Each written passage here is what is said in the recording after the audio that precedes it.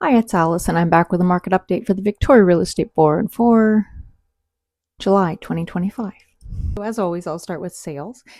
We had 680 sales go through in the month of July in Victoria, BC, and that is up 4.6%. So very similar to last year. And again, in the new listings, we had 1,362 new listings come to the market, and that was up 3.2% versus last year. So very much the same, very stagnant. And then active listings were actually in that range that I say that Victoria should be in, which is normal inventory. So we're at, I have to look up the number, 3,703 active listings as of the end of July. And that was up 10.6% versus last year. And again, that is very comfortable. That's a lot of inventory for buyers to choose from. So we're definitely in that range that you would want to see. So it's definitely a balanced market as far as I'm concerned. Looking at single family homes, the benchmark home price for a Victoria core home is at $1.388 million. And that was up actually 3.3% versus last year. So we squeaked up a little bit there, which is nice. Sales were down 0.8%, so slow in the sales side. And we had, what was the average? 1.299 million, and that was down 1.3%. So prices are kind of meh, but that's very much the story right now, is everything's kind of stagnant. Looking at condos, we had a benchmark condo price of $563,000 roughly, and that was down 0.8%, but the sales were up 5.6%. So sales are good. Last month, you would have heard me say that as well. Sales were strong last month for condos, and the average is $591,000 for a Victoria core condo, and that is up 1.1%. So yeah, and townhouse sales were up 20% too, which is great. A couple days ago, we saw Bank of Canada decide to hold the rate steady at 2.75% for their policy rate, and that has been the same since March, hasn't it? So, yeah. And if you watch Ron Butler, I love him. He did his video, he posted it before they even announced it because he was so sure it was going to be that. And yeah, he was right. I love it.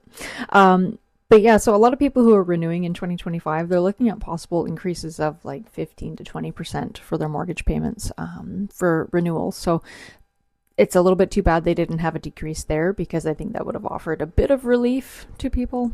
But again, we're facing economic uncertainty, and I think they're just holding the rates as they are. From what I've heard, that's probably going to be the story for the next announcement as well, but we'll see. Also in the news, you may have seen articles talking about the sales to new listings ratio being around 49%, which is the weakest it's been since 1995.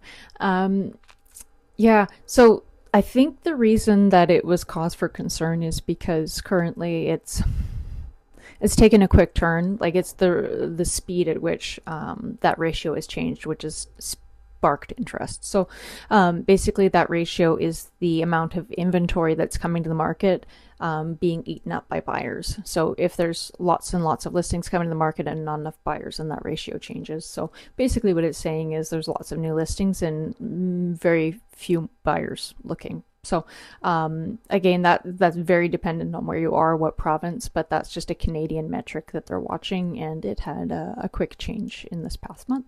And while we're seeing BC and Ontario having decreases since the height of 2022, we're actually seeing in the East Coast record highs. So a lot of provinces are actually achieving the highest prices they've ever seen, while places like Toronto are crashing, and Vancouver is struggling quite a bit as well. So nationally, we're expected to see the housing prices decline by 2% this year, but it's very, very dependent on where you are. And as I said, Vancouver Island, we are still in a bubble, like not a real estate bubble, but we're in our own little bubble where we have so many retirees that have houses paid out, and there's still a lot of demand here. But I would say it's very stagnant, very balanced, but we're not experiencing the crashes that we're seeing in Vancouver or Toronto and those kind of things. It's just not coming here, at least not yet.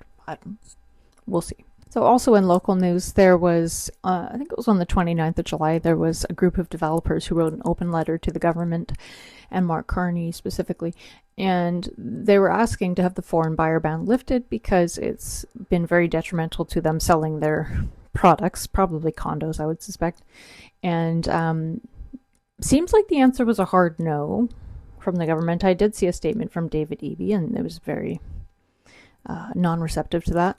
And essentially the sentiment, which I would agree with, is that we can't use foreign buyers to prop up the housing market, and it essentially messes things up for the locals because we don't need foreign money coming into the country and changing things for everybody who lives here and pays taxes here. So that is funny though, because there was letters in Toronto from realtors doing the same thing. So they keep trying. And to finish off, so what am I seeing in my local market? Very boring. It's very stable. Nothing extreme. I haven't seen anything that really sets off any red flags. I've seen lots of normal buyer activity. I have not come across any more bidding wars. It's very simple. The only thing I've noticed is I've seen a lot of sellers giving up. So I'll try and book a showing and I get a message back saying they're taking it off the market and renting it out. So I think it's basically, maybe that's why you're not seeing too many people who are losing big money, because if they would, I think they're just stepping back and putting tenants in the property. So that's the only thing I've noticed. But otherwise, if you're shopping or selling, I'm finding it very normal. And in other outlying areas like Vancouver and Toronto and all that, they're definitely waiting on a sentiment change and more confidence in the buyer market. But I feel like people here are fairly comfortable, and it's a lot of people who have been waiting to buy. So yeah, nothing extreme I'm seeing. So I think that's about it for me this month. And yeah, I'll be back at the end of August to let you know how it goes. I'm assuming it's going to be pretty boring as well. We'll see. But yeah, I just did a harvest from my beehives, and I got 15 pounds of honey, which is not very much, but for me it's a lot. And yeah, I've been doing a lot of camping. If you're looking to go camping, I would suggest going to Living Forest in Nanaimo. It was awesome. And they have a cafe with ice cream. I'm just saying. Anyways, have a great August, and I will see you very soon. Bye.